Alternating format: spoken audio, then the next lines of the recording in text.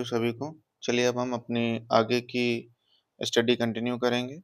लेकिन एक बात मैं कहना चाहूँगा, अब पता नहीं आप लोग को मेरी वीडियोस कैसी लग रही हैं, क्योंकि व्यूज़ तो उस हिसाब से नहीं आ रहे हैं। लेकिन प्लीज़ फिर भी मैं अपना काम करता रहूँगा जैसा कि मैंने वादा किया है, मुझे अपना काम पूरा करना है।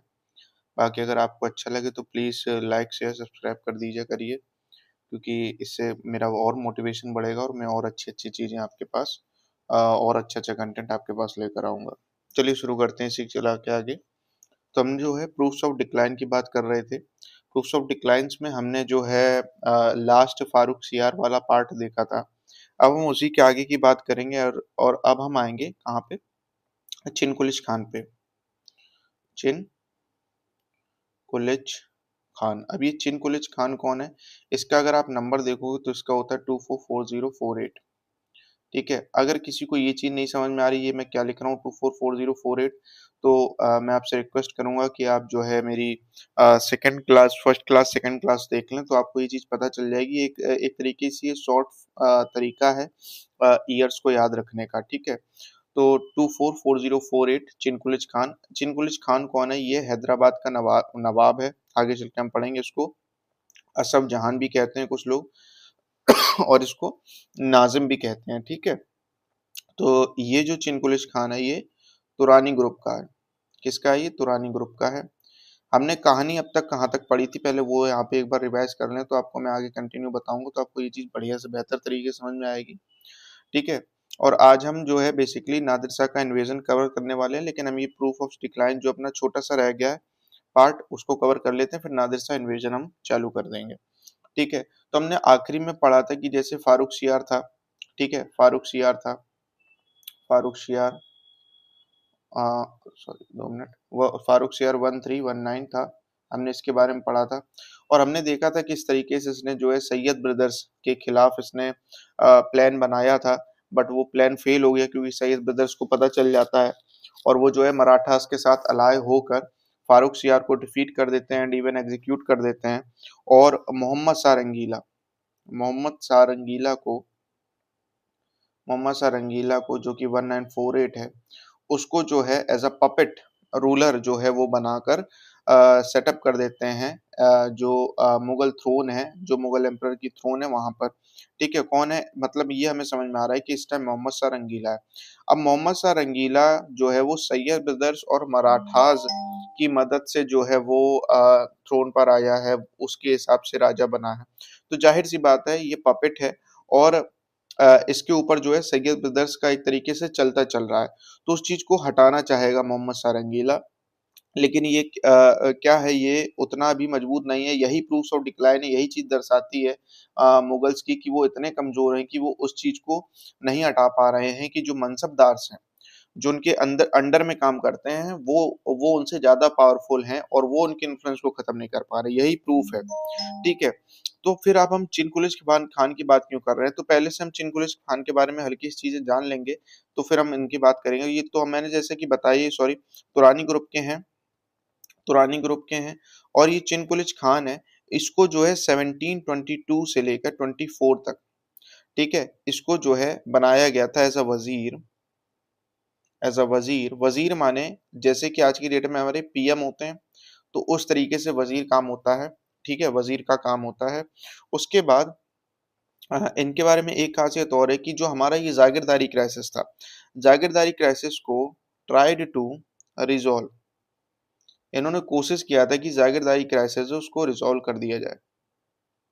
ट्राई टू रिज़ॉल्व जागीरदारी क्राइसिस।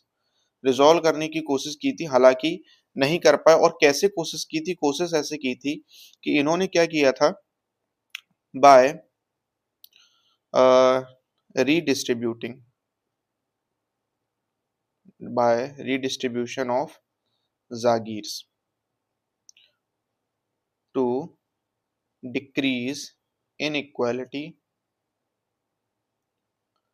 ठीक है, तो मतलब क्या है कि इसने क्या किया था, जैसे कि हमने पढ़ा था पहले कि 5% ऑफ मनसबदार थे जो कि 61% ऑफ जागीर लैंड को कवर किए हुए थे। तो इसने क्या किया था, चिनकुलिस खान ने इस इनइक्वालिटी को खत्म करने की कोशिश की थी रीडिस्ट्रीब्यूशन ऑफ जागीर्स का करके, बट ऑफ कोर्स इस चीज में ये फेल रहा, इसमें ये फेल रहा। बट इसने कोशिश की और इसके लिए ये जाना जाता है कि इसने इवन जागीरदारी क्राइसिस को रिजॉल्व करने की कोशिश की थी। अब आपको यहाँ पे ये चीज़ देखना है कि 1722 में इसको वज़ीर क्यों बनाया जा रहा है।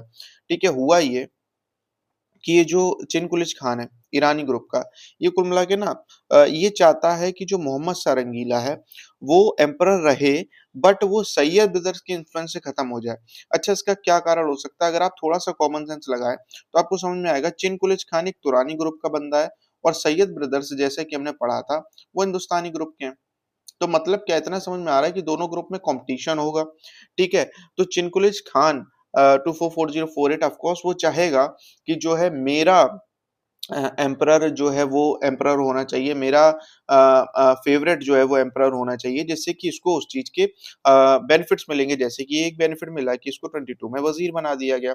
तो ये क्या करता है, सैयद ब्रदर्स का मोहम्मद शाह रंगीला के ऊपर से इन्फ्लुएंस हटाने के लिए ये ईरानी ग्रुप से ईरानी ग्रुप से अलाय कर लेता है। हालाँकि ये अलाय काफ़ी बड़ा अलाय इसलिए है क्योंकि तुरानी ग्रुप और ईरानी ग्रुप अगर आप देखें हिस्ट्री में, तो ये दोनों जो है एक दूसरे के खिलाफ ही रहते थे ज़्यादातर मुद्दों पर मुगल कोर्ट में। बट यहाँ पे ये अलाय करते हैं और ये क्या करते हैं, ये डिफीट कर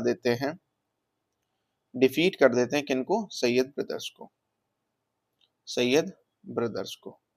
अब ज़ाहिर-सी बात है, तो सैयद ब्रदर्स को अगर डिफीट कर दिया है, तो यहाँ पे एक चीज़ और हुई होगी, जैसे कि हमने पढ़ा था कि सैयद ब्रदर्स ने क्या किया था, मराठों के साथ मिलकर फारूक सियार को हटाया था रास्ते से और मोहम्मद शाह रंगीला को जो है नेक्स्ट एम्परर बनाया था। मतलब ये चीज़ समझ में आई कि मराठों ने अगर मदद की है, तो मराठों ने उसके बदले में कुछ लिया होगा। तो मराठों ने जो चीज़ लिया होगा उसको हम डिस्कस करेंगे कहाँ पे? जब हम मराठोस की बात करेंगे, मराठा जब मैं पढ़ाऊँगा आपको, जब मैं मराठा के बारे में हम लोग बात करेंगे, तब वहाँ पे हम डिस्कस करेंगे कि मराठा को उसके बदले क्या मिला था। तो अगर यहाँ पे सैयद ब्रदर्स को हरा दिया है चिनकुलिच खान ने ईरानी ग्रुप के साथ मिलके, तो जाहिर सी बात है जो मराठास को जो चीजें मिली होंगी, वो चीजें भी ऑटोमेटिकली खत्म हो गई होंगी, वो चीजें भी ऑटोमेटिकली खत्म हो गई। तो और यही हुआ। और जैसे ही हराया, उससे क्या हुआ कि जो मोहम्मद शाह है 1948, उसका जो है स्टेटस रिस्टोर हो जाता है। स्टेटस रिस्टोर होने का मतलब क्या है कि अब जो है वो पावर में है, एम्परर है, ठीक है? अब कोई भी सैयद ब्रदर्स का इन्फ्लुएंस नहीं है। ऑफ कोर्स ज़ाहिर-सी बात है, यहाँ पे अब चिनकुलिच खान का जो है वो पावर बढ़ता हुआ नज़र आएगा, क्योंकि अब मोहम्मद शाह रंगीला जो है ना, वो क्या होगा ना, वो पूरी तरीके से उसके लिए चिनकुलिच खान एक तरीके से हीरो ही बन गया है, ठीक है? तो आप यहाँ पे एक प्रूफ देख सकते हैं, यहाँ पे क्या प्रूफ दिखाई दे रहा है डिक्लाइन ऑफ मुगल्स का, कि मुगल्स पहले किसी अपने मनसबदारी एक ग्रुप के पपेट थे, that is the Syed brothers. और फिर जो है चिनकुलिच खान उनका स्टेटस को रिस्टोर करा रहा है, जो खुद भी एक मनसबदार है। तो आप सोच के देखिए कि कितना डिक्लाइन हो चुका है मुगल्स का, ठीक है? कितना डिक्लाइन। तो ये चीजें हैं जो कि साबित करती हैं कि दैट मुगल्स वर डिक्लाइनिंग। और चीजें क्या हैं? और कुछ प्रूफ्स हैं, ठीक है? और कुछ प्रूफ्स हैं, जैसे कि आप अगर देखें तो मोहम्मद शाह रंगीला जो है उसको 1737 की बात करते हैं, 1737 की बात करते हैं। यहाँ पे कौन आता है? बाजीराव आता है। बाजीराव जो कि पेशवा है, बाजीराव 2040 जो कि पेशवा है। आपने वो पिक्चर देखी होगी रणवीर सिंह वाली, तो ये वही रणवीर सिंह बाजीराव, ठीक है? ये आता है, ठीक है? ये लगभग कब की बात हो रही है? 1737 की बात हो रही है। एंड ऑफ कोर्स इस टाइम एम्परर कौन है? मोहम्मद शाह रंगीला 1948 है। ये दिल्ली को प्लंडर करता है। प्लंडर दिल्ली कब? यहाँ डेट लिखी हुई है 1737। और प्लस क्या करता है ये, साथ ही में दिल्ली को प्लंडर करता है, प्लस साथ में क्या करता है? मोहम्मद शाह रंगीला को प्रिजनर बना देता है। मोहम्मद शाह रंगीला को प्रिजनर बना देता है टेम्पररली, मतलब टेम्परेरी तौर पर प्रिजनर बना देता है। आप खुद सोचिए कि ये एक मुगल एम्पायर है, ये बंदा जो मोहम्मद शाह रंगीला 1948 है, ये एक मुगल एम्पायर है और इसको जो है बाजीराव आके पपेट बना दिया। ठीक है, तो आप इस चीज से भी समझ सकते हैं कि जो है मुगल्स काफी डिक्लाइन कर चुके हैं, तो ये भी एक बहुत बड़ा प्रूफ माना जाता है। और एक और प्रूफ हम देख सकते हैं कैसे। अब आते हैं उसके अगले ही साल 1738 पर। 1738 पर यहाँ पर क्या होता है कि जो मराठास होते हैं वो डिफीट करते हैं एक लार्ज मुगल आर्मी को, एक लार्ज मुगल आर्मी। और इस मुगल आर्मी को लीडरशिप कौन दे रहा था? लेड बाय नाजिम, नाजिम कह लो या चिनकुले, सीक्यू के लिख दे रहा हूं मैं शॉर्ट फॉर्म में, 244048। ठीक है, इसकी आर्मी सोच के देखिए, यही जो चिनकुलिच खान है, इसने यहाँ पे मोहम्मद शाह रंगीला का स्टेटस लौटाया था, तो इससे समझ में आया था कि मराठा जो मनसबदार था ये चिनकुलिच खान कितना मजबूत था। अब ये क्या है, इसके यही नाजिम एक बड़ी सी आर्मी, मुगल आर्मी को लीड कर रहा है और मराठा 1738 में उस आर्मी को हरा दे रहे हैं। तो यहां से दो बात समझ में आ रही है, that Mughals are declining, and दूसरी चीज ये समझ में आ रहा है कि मराठाज आर राइजिंग। पहली चीज हमें क्या समझ में आ गई कि मुगल्स डिक्लाइन कर रहे हैं, कौन कर रहा है? मुगल्स। और राइज कौन कर रहा है? मराठास। मराठास जो है वो क्या कर रहे हैं? राइज करना। तो हमें यहाँ से ये चीज समझ में आ रही, तो हम हमें ये प्रूफ साफ तौर पर दिख रहे हैं कि नहीं दिख रहे हैं? बिल्कुल दिख रहे हैं। और इसका रिजल्ट क्या हुआ था? इसका रिजल्ट ये हुआ था कि इसकी एक ट्रिटी साइन हो गई थी यहाँ पे, ट्रिटी ऑफ भोपाल उसको बोलते हैं, भोपाल बोलते हैं। 1739 की ये ट्रिटी होती है, मतलब ये इसका रिजल्ट है। 1738 में जो एक भारी मुगल आर्मी को हराया है मराठों ने, उसका रिजल्ट क्या होता है? ट्रिटी ऑफ भोपाल, मतलब एक तरीके से कॉम्प्रोमाइज है ट्रिटी का मतलब। यहाँ पे होता क्या है, जो प्रोविंस है, किसका? Province of Malwa, province of Malwa, ये साथ में सोवर्निटी दे देते हैं over all the territory between river Chambal and Narmada. जो नर्मदा नदी और चंबल नदी के बीच में जो भी टेरिटरी है, that is the Malwa province, उस पर सोवरेनिटी मिल जाती है। मतलब ट्रिटी ऑफ भोपाल के तहत ये जगह मराठास को दे दी गई। मराठास को देने का मतलब क्या है कि वहां पे मराठास का कंट्रोल होगा, ऑन ग्राउंड मराठास का कंट्रोल होगा। ठीक है, और यहाँ पे जो है वो चौथ सरदेशमुखी वगैरह कलेक्ट कर रहे होंगे, और जो टेरिटरी उस पर सोवरेनिटी दे दी गई। सोवरेनिटी का मतलब क्या होता है? सोवरेनिटी का मतलब क्या होता है? सोवरेनिटी का मतलब होता है the power that a country और रीजन, आप कुछ भी कह सकते हो, country has to control its own affairs. Control its own, मतलब कि कुल मिला के यहाँ पे मराठा कुछ भी करेंगे उसमें मुगल्स कोई इंटरफेयर नहीं करेंगे। इस ट्रिटी के तहत ही 1739 में ट्रिटी हुई थी। अभी आप बिल्कुल भी टेंशन मत लीजिएगा, जब मराठा पढ़ाएंगे ये चीजें रिपीट होंगी, तब और भी ज्यादा, तब इस कहानी को आप याद रखिएगा, तो आप बहुत ही बेहतर तरीके से कनेक्ट कर पाएंगे इस चीज को। ठीक है, अब यहाँ पे ना थोड़ा सा मालवा वगैरह और ये चंबल और नर्मदा का थोड़ा सा आपको व्यू दे देता हूँ मैप के जरिए। देखिए है क्या, ये थोड़ा सा आप कर लेंगे तो बहुत ही मदद मिलेगी इससे। ये जैसे कि मान लीजिए आपका इंडिया का सदर्न पार्ट है, तो यहाँ पे है गुजरात। ये देखिए बहुत ही जो है ना, बोलते हैं रफ मैप है। जाहिर सी बात है भाई, मैं भी सीखा ही हूँ, और मैं जहाँ से मैंने कोचिंग ली, जैसे कि मैंने बताया था, मैंने विजन आईएएस की कोचिंग ली है और मुझे मानसू खत्री सर ने पढ़ाया है, तो वहीं से मैं उन्हीं की वजह से सीखा हूँ और वही चीज़ों मैं आपको बता रहा हूँ। ठीक है, बस उन्हीं से सीख के मैं पढ़ा हूँ। ठीक है, तो ये आपकी देखिए चंबल नदी है और ये आपकी नर्मदा है। मतलब ऑफ कोर्स नर्मदा ऐसे आ रही है, लेकिन मैं ना आपको वो व्यू दे रहा हूँ मोटा मोटा, नर्मदा। और ये आपका जो रीजन आता है ये मालवा रीजन है। ठीक है, और फिर यहीं पे आप नीचे देखोगे तो है क्या, ये मराठा है, ठीक है, ये हैदराबाद है। ठीक है, आप यहाँ देखोगे तो ये मैसूर है। ठीक है, और यहाँ आप देखोगे तो ये जो है आपका ट्रेवनकोर है। ठीक है, और यहीं पे आप देखोगे तो ये आपका कर्नाटक है, और ये आपका नदन सरकार से। ठीक है, तो इस तरीके की जो है पॉलिटी दिखाई दे रही है इस दौरान। ठीक है, ऑफ कोर्स यहाँ पे सब ये वाला पार्ट मुगल्स के अंडर में आ रहा है। ठीक है, तो ये आपका जो है आप समझ सकते हो। देखो ये मालवा रीजन ट्रिटी यहाँ पे हुई है, चंबल नर्मदा के बीच में सोवरेनिटी दे दी गई है, ये मराठास हैं।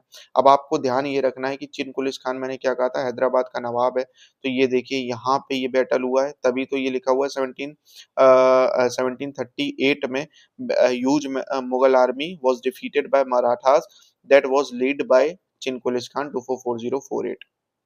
ठीक है, आप देख रहे हैं ना, बगल बगल में ही है। अभी आपको आगे मैं बताऊंगा कि आगे चल के होगा क्या। ये मराठास ना समझ जाएंगे कि भाई चिनकुलिस खान एक मजबूत पार्ट है, अगर हैदराबाद कवर कर ले और चिनकुलिस खान को हरा दें तो मुगल्स और भी ज्यादा कमजोर हो जाएंगे। तो मराठास जो है डेलिबरेटली हैदराबाद पर अटैक करने लगेंगे, कवर करने के लिए और मुगल्स को कमजोर करने के लिए। और इसीलिए जो है आपको देखने को मिलेगा कि कब 40 में, इसीलिए यहाँ पे मैंने चिन कुलिच खान कहा गया, ये रहा 2440 लिखा है। 1740 में हमें चिनकुलिस खान हैदराबाद परमानेंटली सेटल होता हुआ दिखाई देगा। वो क्यों भाग जाता है 1740 में? क्योंकि उसको अपना हैदराबाद बचाना है मराठास के चक्कर में। मराठास के नहीं तो उसका हैदराबाद कैप्चर कर लेते। हालांकि आगे चल के वो मराठास कैप्चर कर ही लेंगे, वो अब हम आगे पढ़ेंगे। चलिए अब हम आते हैं दी आज का main part, that is the invasion of Nadir Shah. ठीक है, अब हम आते हैं इन्वेजन ऑफ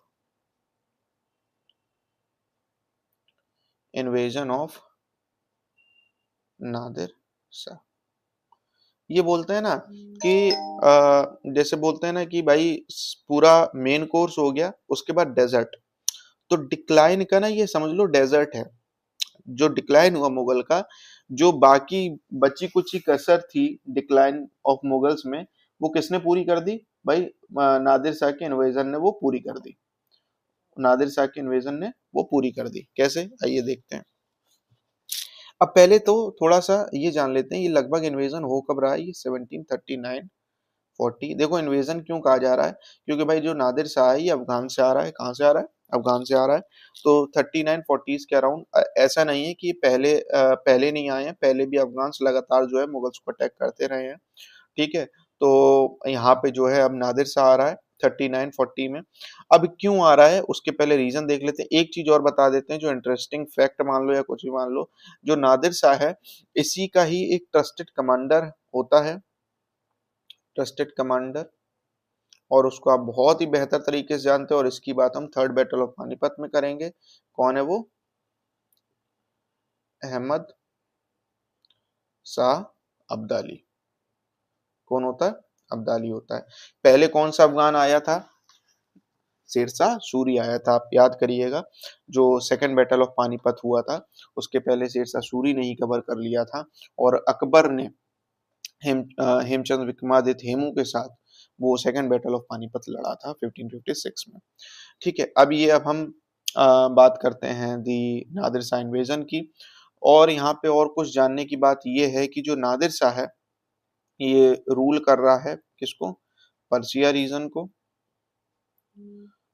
पर्सिया रीजन को, दैट पर्सिया माने ईरान अफगान वाला रीजन। ठीक है, ईरान अफगान वाला रीजन। और बात यह है कि जो अफगान वाला रीजन है उसमें से some part of Afghan region was under, इसके अंडर था, मुगल्स के अंडर था। यू रिमेम्बर काबुल बाबर के दौरान। ठीक है, तो कुछ पार्ट था अफगान का जो कि मुगल्स के अंदर था। अब ये मैं क्यों बता रहा हूँ सारी चीज, अभी आपको समझ में आ जाएगा। हुआ क्या, पहला रीजन, अब हम यहाँ पे रीजंस की बात कर रहे हैं कि why Nadir Shah invaded India. पहला रीजन। अब हम अफगान की पॉलिटी में आते हैं। पहले इन अफगान में क्या चल रहा है। इतना समझ में आ गया कि ईरान अफगानिस्तान में नादिर शाह का रूल है, बट कुछ पार्ट अफगान में मुगल्स का है। ठीक है, तो यहाँ पे भी कुछ राइवलरी हो सकती है और थी। हुआ कि नादिर शाह के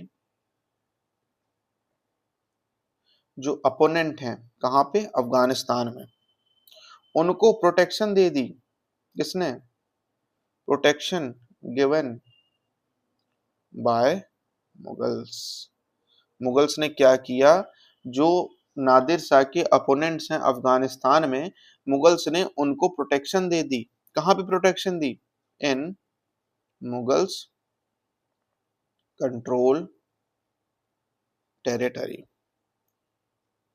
तो जो मुगल कंट्रोल टेरिटरी थी उसमें क्या किया, जो नादिर शाह के ओपोनेंट है उनको जो है प्रोटेक्शन दे दी। किसने? मुगल्स ने। तो जाहिर सी बात है ये बात नादिर शाह को पसंद नहीं आएगी। अगली चीज क्या हुई, अगला region, Nadir Shah himself wanted to plunder Indian wealth. वो खुद भी जो है वो इंडियन वेल्थ को लूटना चाहता था। ठीक है, of course India was the rich. और एक और रीजन आप कह सकते हो क्या, कि जो नादिर शाह था इसका एक इसका ना बोलते हैं ना कि मैसेंजर था, एक मैसेंजर था। नादिर शाह के जो मैसेंजर था, हिज मैसेंजर, हिज माने नादिर शाह के मैसेंजर को जो आपका मुगल्स थे उन्होंने उसको कैप्टिव करके रखा था, बंदी बनाकर रखा था। कहाँ पे? दिल्ली में। तो आप कह सकते हो मोटे तौर पर ये तीन कारण थे नादिर शाह के इन्वेजन के। इन वजह से नादिर शाह ने जो है अटैक किया था या इन्वेड किया था इंडिया में, ठीक है, मुगल्स के ऊपर। जाहिर सी बात है कौन जीता? नादिर शाह जीता। ठीक है, मुगल्स हार गए। ये भी डिक्लाइन ऑफ मुगल्स का एक बड़ा कारण है और ये चीज प्रूफ भी है कि Mughals were the declining, Mughals are declining. अब क्यों हारे? तो कुछ रीजन आपको पता चल गया होगा, या आप कह सकते हो व्हाई नादिर शाह वॉन। देखो अगर हम मुगल साइड से देखें, मुगल साइड, अब हम मुगल साइड से देखते हैं कि भाई नादिर शाह जीता क्यों। पहली चीज, भाई मिलिट्री वीक थे। मिलिट्री वीक थी, कैसे वीक थी पता ही है आपको, अभी हम लोग पढ़ के आए हैं। अगर नहीं आपने पिछली क्लासेस देखी प्लीज देख लीजिएगा। ठीक है, तो मिलिट्री वीक थी। क्यों वीक थी मिलिट्री? क्योंकि भाई हमने देखा जागीरदारी क्राइसिस है, मिलिट्री करप्शन हो ही रहा है, कोई मिलिट्री रिफॉर्म हो नहीं रहा है, नई टेक्नोलॉजी आ नहीं रही है। एंड इवन औरंगजेब ने लगातार जो है डेक्कन को कवर करने की कोशिश की है, उस वजह से भी मिलिट्री कमजोर हो गई है। मराठा जो है वो लगातार अटैक कर रहे हैं, पीजेंट रिवोल्ट लगातार हो रहे हैं।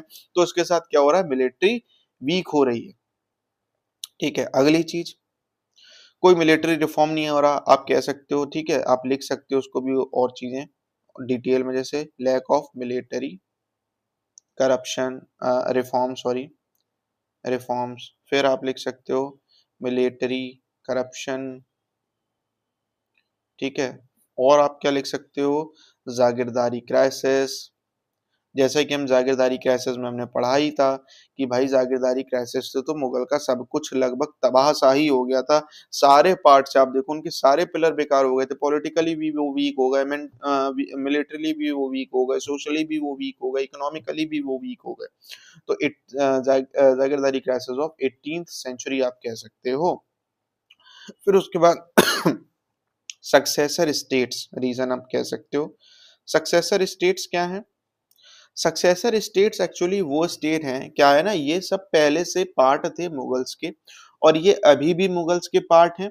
बट ये मुगल्स के बात कुछ नहीं मानते हैं, ये इंडिपेंडेंटली वर्क करते हैं, ये वही सक्सेसर स्टेट्स हैं। ठीक है, तो मतलब क्या है, अगर ये इंडिपेंडेंट हो गए बट मुगल्स के अंडर है तो इनडायरेक्टली मुगल्स तो कमजोर हो गए ना। तो सक्सेसर स्टेट भी एक रीजन है डिक्लाइन ऑफ द मुगल्स का। तो सक्सेसर स्टेट्स एक रीजन है। And other regional powers. Other regional powers का मतलब क्या है? जैसे कि आपके other regional powers had emerge, आप ऐसे लिखोगे जैसे कि मराठास नई रीजनल पावर थी जो कि इमर्ज हो रही थी। मैसूर थी, ठीक है, ट्रेवेनकोर थी। आप देखिए यहाँ पे जाट किंगडम था, सिख था, तो ये अलग अलग रीजनल पावर्स थी जो कि इमर्ज हो रही थी, और ये किसके एक्सपेंस पे, at expense of Mughal empire. भाई मुगल एम्पायर के एक्सपेंस से, मतलब मुगल एम्पायर कमजोर हो रहा है और उस कमजोर के बदले नया स्टेट, नई पावर इमर्ज हो रही है। देखिए होता क्या है, जैसे कि हमने फिजिक्स में लॉज पढ़े हुए हैं, तो हमने एक लॉज देखा है दैट एनर्जी ना क्रिएट होती है और ना ही कभी खत्म होती है। वैसे ही पावर हमेशा वहीं रहती है, ठीक है, पावर कभी खत्म नहीं होती, ना क्रिएट रहती, पावर वहीं होती है। बात ये होती है कि पावर किसके हाथ में है, पावर सिर्फ जगह चेंज कर लेती है। तो पहले पावर मुगल एम्पायर के पास थी, रीजन मुगल एम्पायर के पास था, उनके कंट्रोल में था, बट अब उनके एक्सपेंस पर, उनको हटाकर अब नई रीजनल पावर्स इमर्ज हो रही थी, नए स्टेट्स इमर्ज हो रहे थे, ठीक है।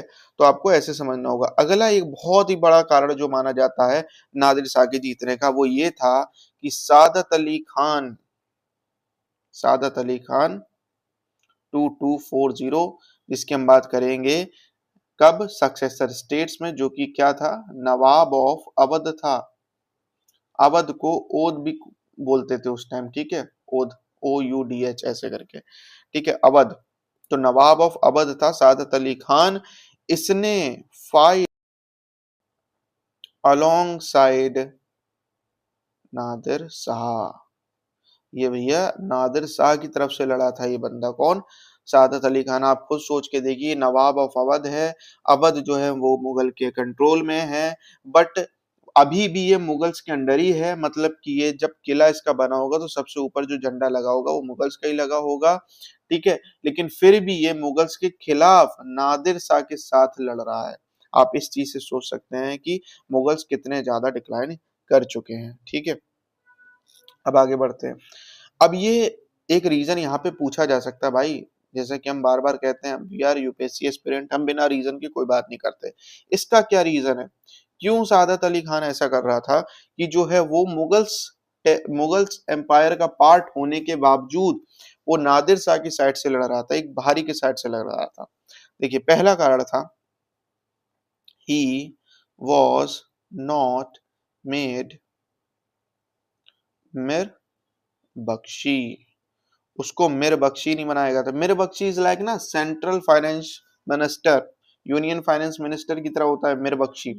तो सादत अली खान चाहता था मिर बख्शी बनना, मिर बख्शी बनना चाहता था सादत अली खान, लेकिन इसको बनाया ही नहीं गया मिर बख्शी, तो इस वजह से ये नाराज था। इंस्टेड इसकी जगह किसको बना दिया गया था, मिर बख्शी की जगह किसको बना दिया गया था, मिर बख्शी किसको बना दिया गया था, आपको ये जो मनसब है मेरे बख्शी का मनसब ये दे दिया गया था चिन कुलिच खान 244048 को, कब, 1739 40 के दौरान। और इसी टाइम नादिर शाह अटैक करता है। तो यही एक गुस्सा उसके अंदर भरा हुआ होता है सादत अली खान के अंदर, कि मेरे को मेरे बख्शी नहीं बनाया। हालांकि ये भी काफी केपेबल जो है वो था, लेकिन ऑफकोर्स जाहिर सी बात है चिनकुलिश खान के एक तरीके से आप कह सकते हो एहसान की तरह थे मोहम्मद शाह रंगीला पर, तो इसलिए जो है मोहम्मद शाह रंगीला चिनकुलिश खान को मेरे बख्शी बना देता है, ना कि सादत अली खान को, ठीक है। और ऑफ कोर्स जाहिर सी बात है एक फ्रेजाइल पॉलिटी है, गुटबाजी चल रही है मुगल एम्पायर में, ठीक है, और फैक्शनलिज्म चल रहा है, तो ये सारी चीजें तो हैं ही जो कि हम डिक्लाइन ऑफ मुगल में बहुत ही बेहतर तरीके से देख चुके हैं। अब देख लेते हैं, ये तो भाई मुगल के साइड से जो कमजोरी आ रही थी जिस वजह से नादिर शाह जीता वो हो गई। अब बात करते हैं किसकी, कि भाई नादिर शाह में क्या काबिलियत थी कि वो जीत गया। तो भाई सबसे बड़ी उसकी काबिलियत थी कि बेटर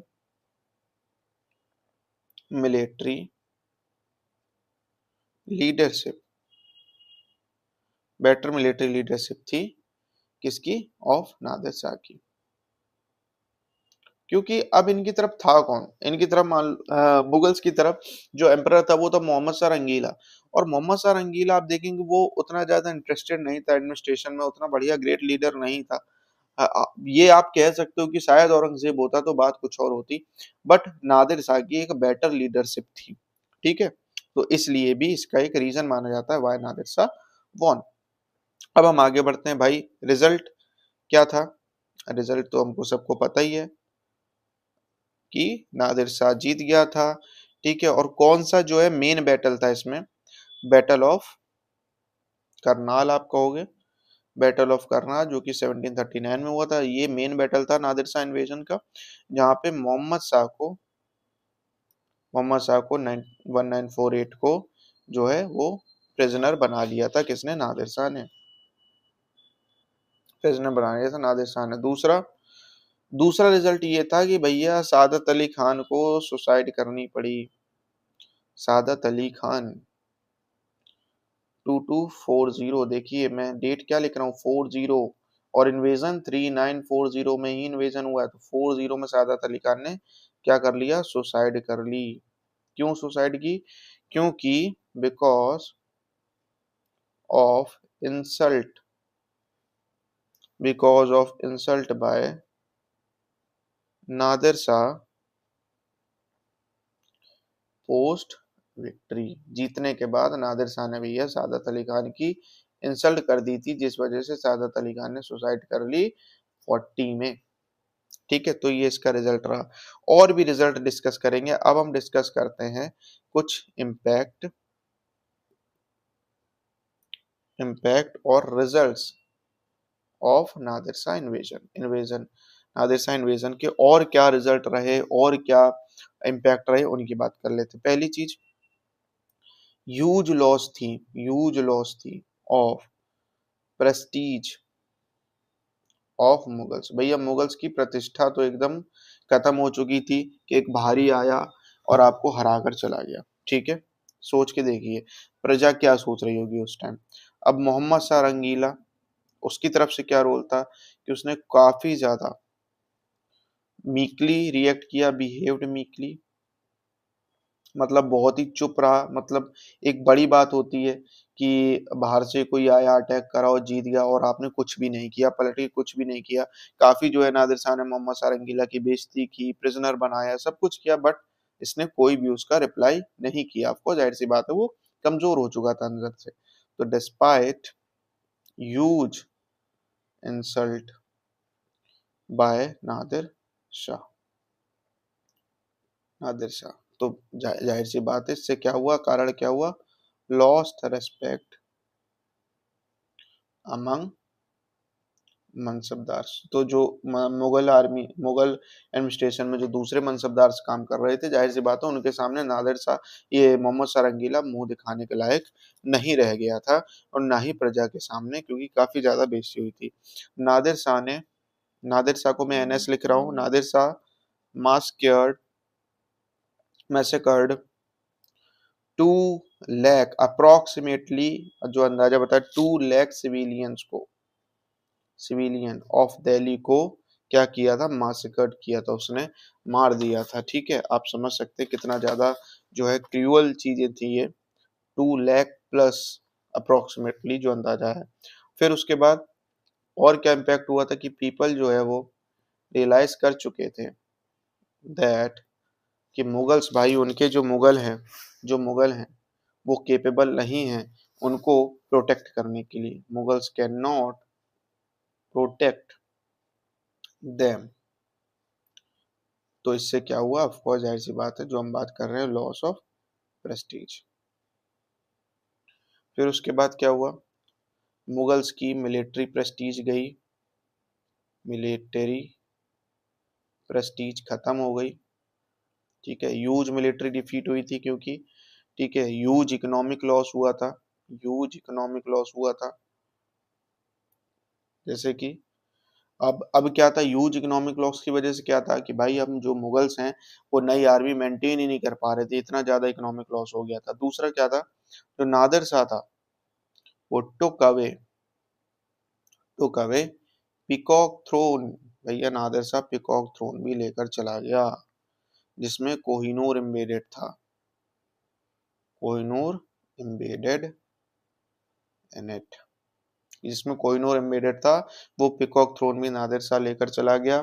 फिर यहाँ पे और उसने क्या किया साथ में, ह्यूज लूट की उसने, हॉर्सेस की, एलिफेंट्स की, है ना, वर्कर्स की। किसने? नादिर शाह ने। और क्या किया? वेल्थ, रुपया लगभग आज के डेट से आप कंपेयर करो तो करोड़ के अप्रोक्सीमेटली लूट कर गया था, ठीक है। और आप देखो तो लूट ऑफ मनसबदार, उसने मनसबदार की वेल्थ को भी नहीं छोड़ा, मनसबदार की भी वेल्थ को उसने लूटा था नादिर शाह ने, ठीक है। और उसके बाद क्या हुआ कि जब ये सारी चीज हो गई, फिर नादिर शाह ने दिल्ली को परमानेंटली छोड़ दिया, परमानेंटली छोड़ दिया ना, सॉरी, नादिर शाह नहीं, नाजिम, नाजिम ने, नाजिम ने 244048, नाजिम कौन है यहाँ पे, चिनकुलिज खान, CQ के, जैसे कि मैंने बताया था अभी आपको जब मैंने मैप बताया था कि नादिर नाजिम ने दिल्ली को परमानेंटली परमानेंटली छोड़ दिया, परमानेंटली छोड़ दिया, लेफ्ट, परमानेंटली छोड़ लिया, और कहाँ चला गया, वो हैदराबाद चला गया, फॉर हैदराबाद इन 1740 में। ये सारी चीजें मैं क्यों बता रहा हूँ, क्योंकि अब ना पॉलिटी चेंज हो जाएगी, पॉलिटी चेंज हो जाएगी हिस्ट्री की, इसलिए इस वजह से ये सारी चीजें मैं आपको बता रहा हूँ कि क्योंकि अभी चल के हमको सक्सेसर स्टेट्स पढ़ने हैं, और वहां पे मैं नाजिम की बात करूंगा, वहां पे मैं हैदराबाद की बात करूंगा। क्यों इसने छोड़ा था, जैसे कि मैंने वहां पे भी दिखाया था, क्योंकि फियर था किसका, मराठास का। भाई जब नादिर शाह का इन्वेजन हुआ तो उसका फायदा उठाते हुए मराठास ने हैदराबाद को कंट्रोल करने की कोशिश की। तो फिर नाजिम ने क्या किया कि 1740 में हैदराबाद जाना प्रेफर किया।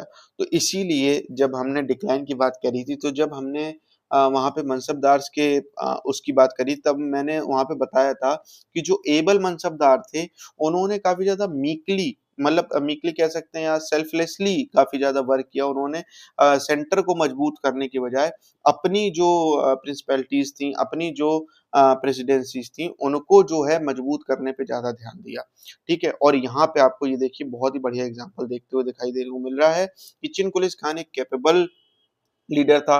वो चाहता तो सेंटर को और मजबूत करता, सारे लोगों को इकट्ठा करता, और जो है सेंटर को मजबूत करके फिर से मुगल एम्पायर को खड़ा कर सकता था, लेकिन उसने काफी ज्यादा सेल्फिशली एक्ट किया, और वो सीधे हैदराबाद भाग गया। उसने अपने हैदराबाद को बचाने का प्रयास किया, ना कि मुगल्स को। और यहीं पे आप पर्सनल लॉयल्टी और इम्पर्सनल लॉयल्टी को भी कलेक्ट जो है वो समझ सकते हो, क्योंकि इन मनसबदार में ना इम्पर्सनल लॉयल्टी नहीं है, उनको राज्य से मतलब नहीं, उनको राजा से मतलब है। क्योंकि अगर राज्य से मतलब होता तो यहाँ पे वो लोग सेल्फिशली एक्ट नहीं करते, वो सेंटर को मजबूत करने की बात करते, ठीक है। तो ये इस तरीके से हमें पता चलता है कि किस तरीके से नादिर शाह ने इन्वेड किया, और किस तरीके से जो है डिक्लाइन ऑफ मुगल्स हमें देखने को मिलता है। और अब यहाँ पे अगर हम और चीजें देखना चाहें तो मोर प्रूफ्स हम देख सकते हैं डिक्लाइन ऑफ मुगल्स के, ठीक है। तो वो अगर आप देखना चाहें तो मैं यहाँ पे बता देता हूँ, ठीक है। More proofs of decline of Mughals के, मोर प्रूफ्स में क्या है, जैसे कि आपका जो अफगान इन्वेजन्स हुए, अफगान इन्वेजन्स, ठीक है। मोर प्रूफ में आप अफगान इन्वेजन्स को देख सकते हो, ठीक है। एक मैं आपको अभी क्वेश्चन दे के जाऊंगा जो मेंस में पूछा गया है 2017 में। अगर आपने प्रीवियस ईयर पेपर्स देखे होंगे तो मैं आप समझ गए होंगे मैं किस क्वेश्चन की बात कर रहा हूँ। मैं दे के जाऊंगा, आप कोशिश कीजिएगा उसको जो है ट्राई कीजिएगा आंसर देने का, ठीक है। तो अफगान इन्वेजन हुआ है यहाँ पे, जैसे कि फर्स्ट इन्वेजन की अगर मैं बात करूँ तो ये 1748 में हुआ है। और ये जो है यहाँ पर इन्वेजन ये फेल रहा, लेकिन जो है फेल रहा, लेकिन जो है फ्यूचर इन्वेजन का डर जरूर हो गया था। सेकंड अफगान इन्वेजन जो है हमारा 1756 61 में हुआ, जिस वजह से क्या हुआ था, थर्ड बैटल ऑफ पानीपत हुआ, third battle of Panipat, third BOP, ठीक है। और यहाँ पे आपका थर्ड अफगान इन्वेजन हुआ आपका 1799 में, जो कि फेल्ड रहा, और बाय जामन शाह हुआ, जामन शाह, ठीक है, जामन शाह के द्वारा किया गया था। और जामन शाह का ही सक्सेसर है जो है वो अब्दाली है, अब्दाली, ठीक है। और यहाँ पे आपको देखने को मिलेगा कि फिर आपके और प्रूफ्स, ये भी प्रूफ्स हैं, अफगान इन्वेजन हो रहे हैं लगातार, ठीक है। और आप क्या कह सकते हो, हाँ, जामन जामन अब जामन शाह अब्दाली का सक्सेसर है, ये थोड़ा सा हो सकता है मेरे मुंह से गलत निकल गया। जामन शाह सक्सेसर है अब्दाली का, अब्दाली सक्सेसर नहीं है जामन शाह का, ठीक है, ये आप ध्यान रखिएगा। फिर उसके बाद आप देखोगे कि इन 1752 की अगर आप बात करो तो मुगल्स जो हैं वो अंडर प्रोटेक्शन आ गए थे। मतलब फॉर्मली जो है मुगल्स जो है वो प्रोटेक्शन अंदर आ गए थे ऑफ मराठास के। मराठास के साथ एक ट्रीटी हो जाती है और उसके तहत 1752 में मुगल्स जो है वो पूरी तरीके से किसकी प्रोटेक्शन में थे? मराठास की प्रोटेक्शन में थे। ठीक है। शायद मैंने वो सेकंड बैटल ऑफ पानीपत जब मैंने बात की है अकबर वाली, जो अकबर और हेमू के बीच में हुआ, उसकी शायद मैंने डेट 1756 बोल दी थी, तो आप उसको देख लीजिएगा, है ना, वो 16 अराउंड वाली डेट है। ठीक है, 1656 के अराउंड वाली डेट है, तो आपको वो चीज़ ध्यान रखनी है। ठीक है, तो ये आपका हो गया मुगल प्रोटेक्शन अंडर मराठास। ठीक है, तो यहाँ पे हमारा जो है डिक्लाइन ऑफ मुगल फाइनली हम कह सकते हैं खत्म है पूरी तरीके से। ठीक है, कोई चीज़ नहीं बची है। अब हम अगली चीज़ जो यहाँ पे बात करेंगे, अब हम जो नेक्स्ट क्लास में जो बात करेंगे, वो हम बात करेंगे किसकी? सक्सेसर स्टेट्स की। और सक्सेसर स्टेट्स हम चालू करेंगे, फिर हम रिबेल स्टेट देखेंगे, फिर हम ऑलरेडी ऑटोनॉमस स्टेट देखेंगे, और फिर हम जो हैं वो ब्रिटिशर्स पर आ जाएंगे कि एआईसी जो है एआईसी का जो है भारत में आगमन होता है। फिर हम उसकी बात करेंगे और धीरे धीरे ऐसे करके हम सारी हिस्ट्री खत्म कर लेंगे। तो आई होप आपको पूरा सब कुछ बढ़िया लगा हो, वीडियो में सारी चीज़ मैंने डिटेल में समझाई है, डिक्लाइन ऑफ मुगल्स में मज़ा भी आया हो और आपको समझ में भी आया हो। तो प्लीज़ इसको लाइक शेयर सब्सक्राइब कीजिए, क्योंकि अगर आप ऐसा करते हैं तो एक मोटिवेशन बढ़ता है। और एक मैं, जैसे कि मैंने कल भी बात की थी, एक सपना लेके चला हूँ कि free education to all for the UPSC, तो उसको पूरा करने में एक मोटिवेशन मिलेगी। तो प्लीज़ इसको, चैनल को सब्सक्राइब कीजिएगा। And thank you so much for watching my video. जय हिंद, जय भारत।